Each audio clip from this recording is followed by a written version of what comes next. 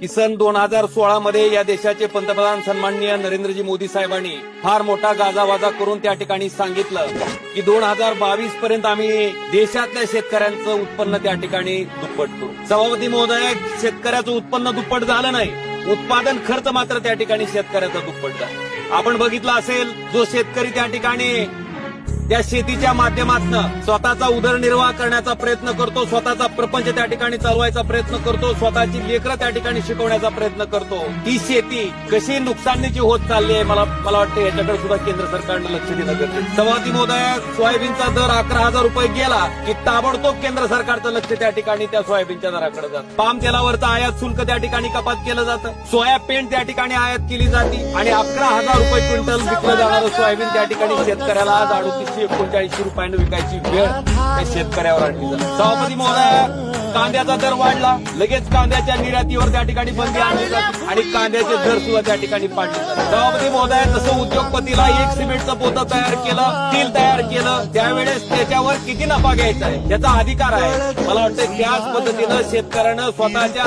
रक्ताचं पाणी करून, हाडाची काढं करून जे सोयाबीन पिकवलंय, जे पीक पिकवलंय, त्या पिकावर सुद्धा त्याला किमान त्याचा प्रपंच चालावा इतका नफा मिळवण्याचा अधिकार त्या ठिकाणी आहे. हे सुद्धा कुठंतरी केंद्र सरकारनं त्या ठिकाणी लक्षात घेणं गरजेचं आहे.